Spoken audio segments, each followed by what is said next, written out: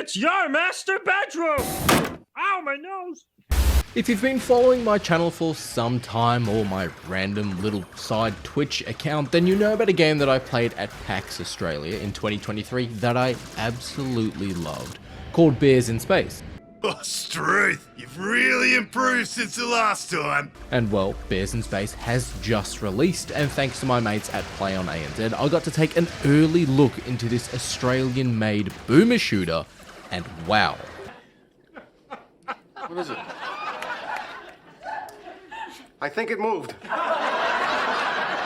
my god, I think it moved! Developed by Broadside Games, Bears in Space is a fast-paced first-person shooter similar to, say, Doom Eternal or Shadow Warrior 3, and I use those examples as I've previously covered those games on this channel, but it stands outside of the box for a few reasons. Ah, nee! Mijn retirement fund! A, it's made in Australia by 3 mates, and they've done a fantastic job. Sounds fair to me. B, it feels and plays like an old school shooter, where there are secrets to find and Easter eggs and collectibles, and it's also not a short game to get to the end of the campaign, and that's also without finding every Easter egg, because there's a lot going on here. And C, Bears in Space is without a doubt one of, if not the funniest game I have ever played, and I'll come back to this.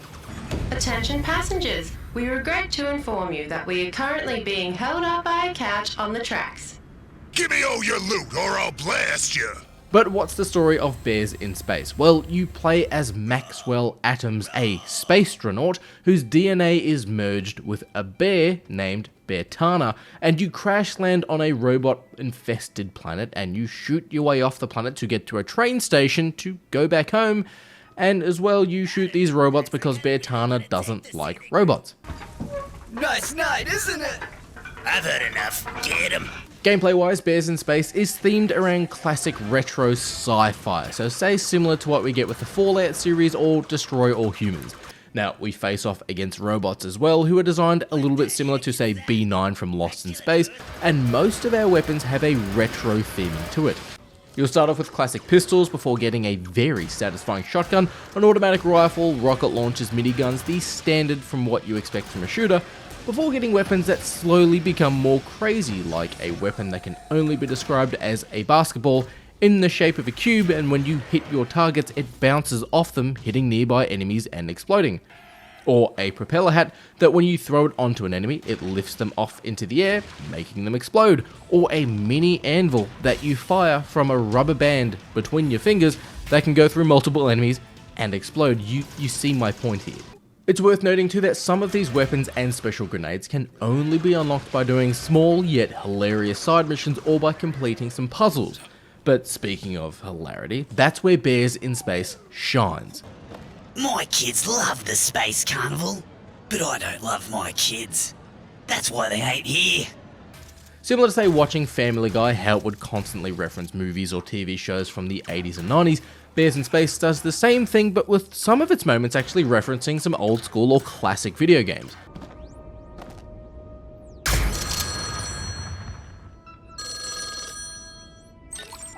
Not my second favorite barrel. Barrel?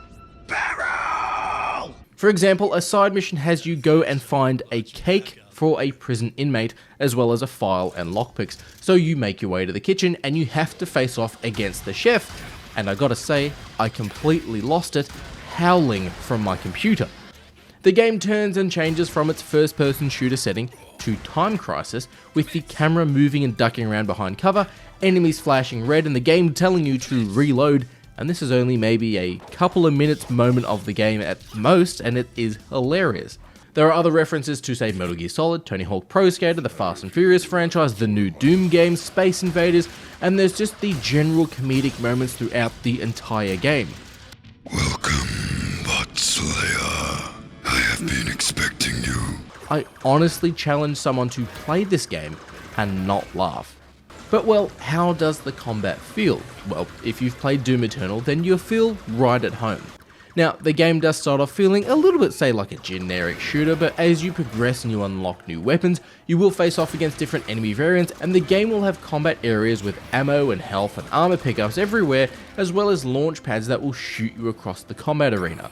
But with the massive variety of weapons available too, Bears in Space gives us a weapon wheel which has multiple pages or slides to it. Now, just like in Doom Eternal as well, when opening the weapon wheel, it will slow down time, letting you get a bit of a breather in during sort of some combat sessions. Bears experience the flow of time at 1/10 the speed a human does, so when you open the weapon wheel, I'll slow down time. You better believe that's bear fact number 21. But weapons can also be upgraded in two ways. You can spend money to upgrade the ammo capacity, which yes does come in handy, but weapons can also be upgraded and change the more you use them. That's good. This little bar at the bottom of the screen is basically a little level up bar, and it's on each weapon. Now, the more you use a weapon, the more experience that weapon will get, if that makes sense, and as you guessed it, you will be able to upgrade the weapon, which the first time this happened, I lost it because it's a little Mortal Kombat reference.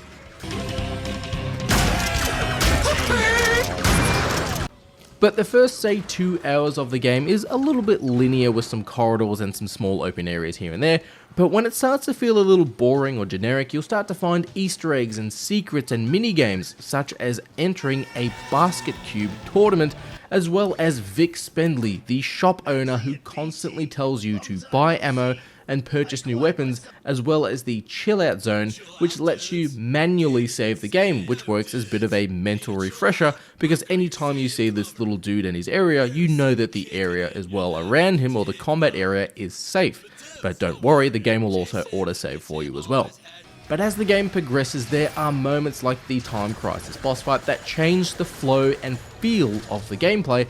This is so f***ing good.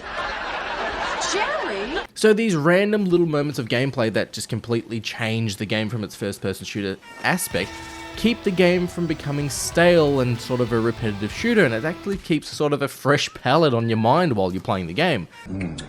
That's a 10.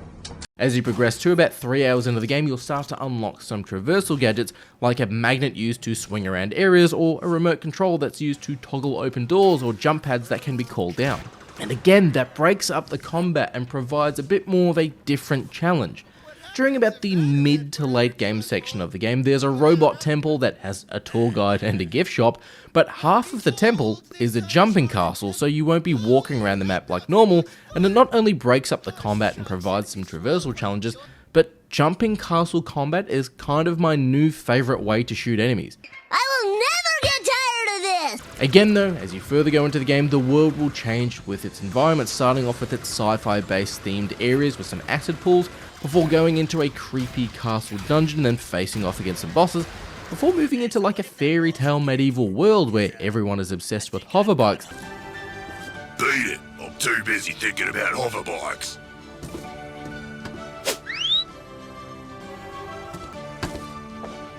My two favorite things are standing here and talking about hoverbikes.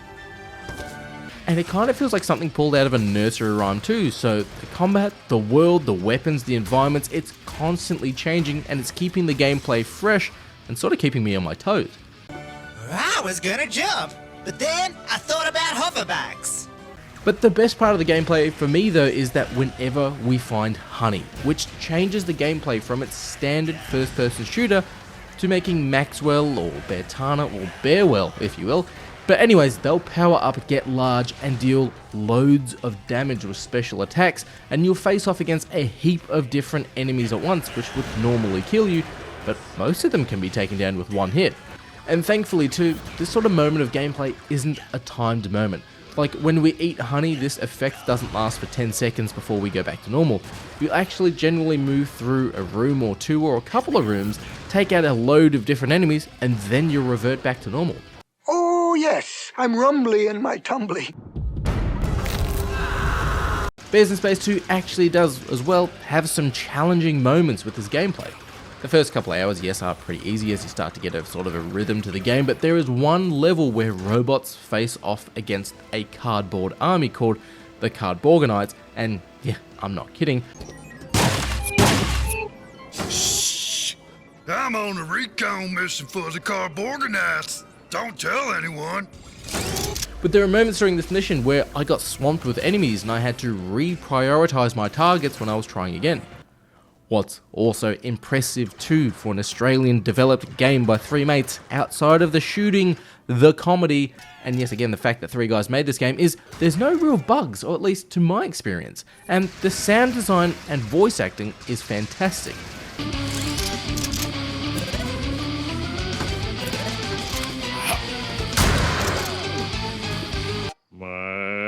Yes, homie? I'll admit the background music for the early moments of the game were a little bit forgettable as sort of a side note, but halfway through the game when I got to that medieval castle village area, felt like it was ripped out of a fairy tale, and the music was actually quite catchy and calming too. But the voice acting for its random NPCs and the characters like Bertana is brilliant.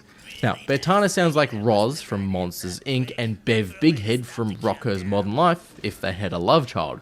Wazowski, you didn't file your paperwork last night. Eddie! Ed! Wake up! Ed! Wake up!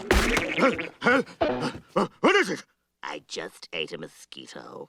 All right, Maxie, take everything you think you know about bears and forget it. Max, let me tell you a little something about bears. Fact number 72, we don't take fall damage. There are enemy variants a bit like a Rambo-styled robot, and when you kill it, it will sometimes shout out Sylvester Stallone one-liners. And even just some of the over-the-top Aussie accents in this game work wonders, and I loved it. Oh, stop it. Now, as Bears in Space is an indie Australian developed game, and honestly, compared to some of its AAA release games, there wasn't really anything that stood out from game-breaking bugs. I wasn't falling through the map and there were no crashes, and it was actually really impressive that something made by such a small development team was so entertaining and so smooth. The only feedback or annoyance or anything you want to take from this is, whilst I was playing and sort of reviewing Bears in Space, is the weapon wheel. We do have a load of wicked and creative weapons available here, and I found myself struggling to find certain weapons. Now, sort of during the end game combat, when you have a lot of weapons as well, when facing off against a heap of enemies at the same time, I would struggle to open the wheel and then select or find certain weapons. What I think might have been better, at least in my opinion, is to make the weapon icons in the weapon wheel a bit smaller so all of the weapons fit on the one wheel, as currently the weapon wheel is split up into multiple pages and it felt a little awkward to find those certain weapons, and sometimes I'd accidentally close the wheel when I'm, say, looking for the mini anvil or the bag of ducks. Also, and this might not be a negative to some, but Bears in Space is not a short game, and I was kinda surprised with how long the campaign runtime was. There are a total of 18 missions, but they're broken up into 3 different episodes, and I found that if I took a break and I paced myself through the missions, that was the way to get through the campaign. But if the only complaints for me are that the campaign length was about 11 to 12 hours and my thoughts on the weapon wheel, well, these aren't really big problems, are they? Turkey's a little dry. The turkey's a little dry. Oh, the cursed thing! But if anything you've seen in this review has given you a giggle, a raised eyebrow, or any form of interest, I highly recommend checking out Bears in Space. But whether you're a fan of the boomer shooter genre as a whole, or you're just looking for a fun indie game, always remember to play with each other and play with yourself.